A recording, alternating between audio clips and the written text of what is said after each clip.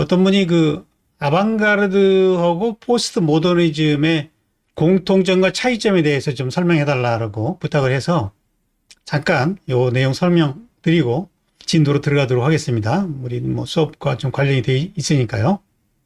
아방가르드라는 거는 이제 아카데미즘에 대한 대립되는 개념이고요. 포스트 모더니즘은 이제 모더니즘에 대한 그 대립 개념이다. 이렇게 생각하면 되겠죠. 그러니까 아방가르드를 이해하려면은 이제 아카데미즘을 이해를 해야 되는 거고, 아카데미즘이라는 거는 그 시대에 가장 권위 있는 전통을 신뢰하고 따르는 그런 경향을 말하는데, 이 아카데미즘에서는 이미 그 권위를 확보했기 때문에 정통성을 검증하려는 그런 노력 대신에 검증된 양식을 학습을 통해서 습득하는 데 치중을 한다. 그러다 보면 이제 시대 정신에 따른 그 변화를 따라가지 못하고 진부해지고 틀에 박힌 기교에 빠지게 되는 거죠. 그렇게 되면 이제 죽은 예술이 되는 거죠. 그래서 이제 거기에 대한 새로운 활로를 모색하는 것이 아방가르드다. 아카데미즘이 키치화됐을 때 그런 타락한 아카데미즘을 공격하고 또 새로운 시대 정신에 부합한 변화를 모색하는 것이 아방가르다라고 할 수 있고, 여기서 이제 중요한 거는 이제 그 변화의 방향이죠. 어떻게 변할 것인가. 그래서 여러 가지 실험적인 시도들이 나오게 되는 것이고, 원래 이 아방가르드라는 용어는 이제 전쟁에서 그 척후병을 의미하는 말이죠. 적군이 어디에 숨어 있는지 그 위치를 파악하기 위해서 위험을 감수하고 맨 앞에서 적의 동태를 파악하는 그런 목적을 가진 사람인데, 이게 이제 문화적으로 차용돼 가지고 예술에서도 아방가르드 예술가는 그 시대 정신의 변화에 따른 그 새로운 방향을 모색하는 그런 작가를 말하게 되는 거죠. 이게 이제 아방가르드고, 이제 역사적으로 보면은 고전주의에 대한 그 아방가르드가 모더니즘이고요.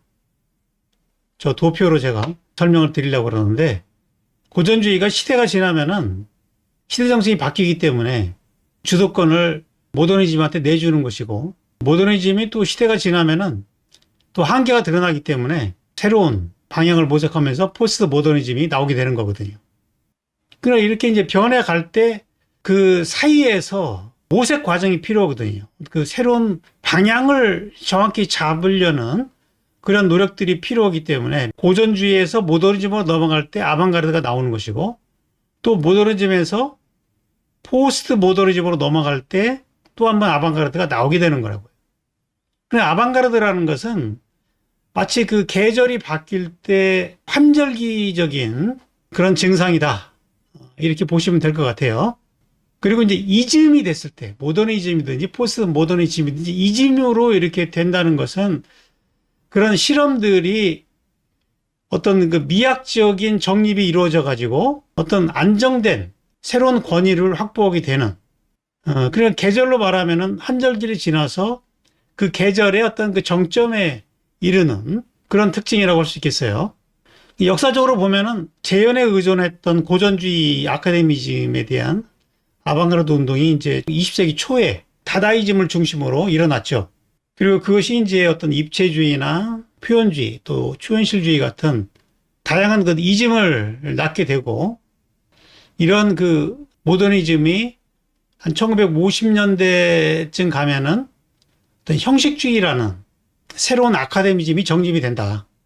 근데 이 형식주의라는 것이 형식 자체를 내용으로 삼는 거기 때문에 이제 추상화로 나가게 되는 거고, 내용이 빠져버리니까 예술과 삶의 어떤 괴리가 생기게 되는 것이고, 그러한 한계를 극복하기 위해서 이제 포스트 모더니즘이 나오게 된다. 그래서 1960년대 무렵 고무랩에 나오는 아방가르드를 후기 아방가르드 또는 뭐 네오 아방가르드 이렇게 부르기도 해요. 그 1910년대에 나오는 전기 아방가르드가 있고 1960년대에 나오는 후기 아방가르드가 있다. 그 후기 아방가르드를 또 네오 다다 이렇게 이야기하기도 합니다. 라우센버그나 제스퍼 존스 같은 그런 작가들에 의해서 등장한 게 이제 네오 아방가르드죠. 그래서 이제 이런 아방가르드의 실험이 철학에서의 그 후기 구조주의와 일치가 되면서 포스트 모더니즘이 나오게 되는 거거든요. 그래서 이제 그 숭고라든지 시뮬라크르 같은 미학이 이제 정립이 되면서 포스트 모더니즘도 아카데미즘화가 이루어지고 있다. 지금 뭐 이러한 상황에서 우리는 포스트 모더니즘을 공부하고 있는 거죠. 어느 정도의 정립이 이루어졌기 때문에. 아파트로 말한다면은 이 오래된 아파트를 다시 지으려고 안전 진단을 받고 뭐 재건축을 뭐 어떻게 하니 뭐 새로운 그 방향을 모색하는 것이 아방가르드라면은 최근 트렌드를 파악해 가지고 새롭게 집을 건축하는 것이 포스트 모더니즘이다. 지금은 이 모더니즘이 100년이 넘었어요. 나온 지가. 그러다 보니까 이제 낡은 건물이 된 거죠. 100년 넘으면 이제 녹물이 나오고 재건축을 해야 되는 거잖아요. 근데 작가들을 보면은 녹물을 먹고 오래된 아파트에서 문명처럼 사는 작가가 있고 또 어떤 작가는 재건축까지는 좀 부담돼가지고 수리 차원에서 고치고 사는 작가가 있고 리모델링 정도로 타입을 해서 사는 작가, 또 어떤 작가는 완전히 때려 부수고 재건축을 해서 새로운 양식을 구축한 그런 작가도 있는 거죠. 물론 뭐 신축이 반드시 좋은 건 아니지만 옛날 건물보다는 새 건물이 가치가 높은 거는 분명한 거죠.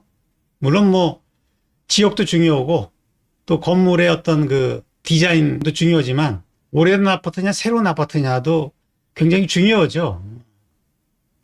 그래서 지금 시점에서 모더니즘이 한 100년 이상 지난 거잖아요.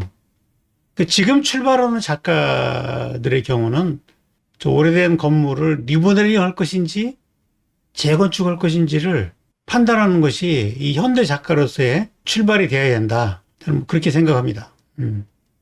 집을 때려 부수고 옛날과 똑같이 지으면 아무 의미가 없잖아요. 그죠? 새 집을 지으려면은 최신 트렌드가 뭔가? 요즘에 얼마나 과학이 발달됐어요. 그러니까 이 첨단 장치들, 새로운 그 문화 시설들, 또 이제 그 높게 올려 지을 수 있기 때문에 그 녹지 확보라든지 공원이라든지 완전히 차원이 다르게 가야 되는 거거든요. 예술에서도 이제 그런 맥락에서 어떤 새로운 시대 정신의 변화를 이해해야 되기 때문에 우리가 이제 후기 구조주의 철학과 이 포스트 모더니즘을 공부를 안 할 수가 없다.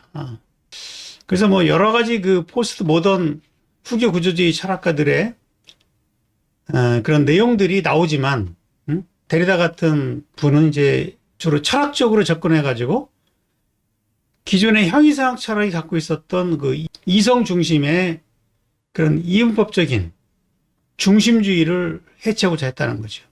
그 이분법은 그냥 둘로 나누는데 끝나는 게 아니라 그 둘 중에 하나를 중심으로 채택을 하고 채택되지 못한 것을 열등한 것으로 치부하기 때문에 거기에서 이제 많은 이제 문제를 일으켰다고 보는 것이고, 이 푸코 같은 분은 우리가 알고 있는 그 지식이라는 것이 이게 절대적인 진리가 아니라 어떤 정치적인 권력과 결탁되어 있다.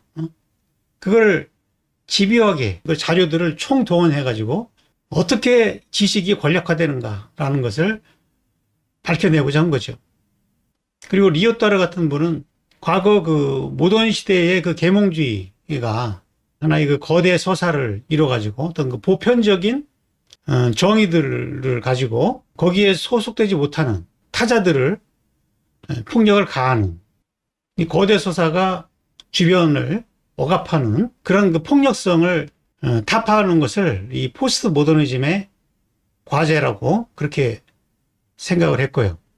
또 이제 들레즈 같은 분은 이제 그 니체를 개성해가지고 그동안 소외됐던 그 욕망이라든지 미세한 차이들의 그 존재를 규명하고자 하는 이 감각의 존재론을 새로운 시대 정신으로 제시를 했고요. 라캉은 이제 프로이트를 계승해가지고 그 정신분석적인 관점에서 이 주체라는 것이 어떻게 타자화되어 있는가, 데카르트적인 어떤 순수한 주체가 왜 불가능한가, 인간이 타자화될 수밖에 없는 그 필연적인 그 이유를 정신분석적으로 제시를 하고 거기에 따른 우리가 어떻게 자기를 찾아갈 수 있을 것인가 그런 그 대안을 제시를 했다고 볼 수 있어요.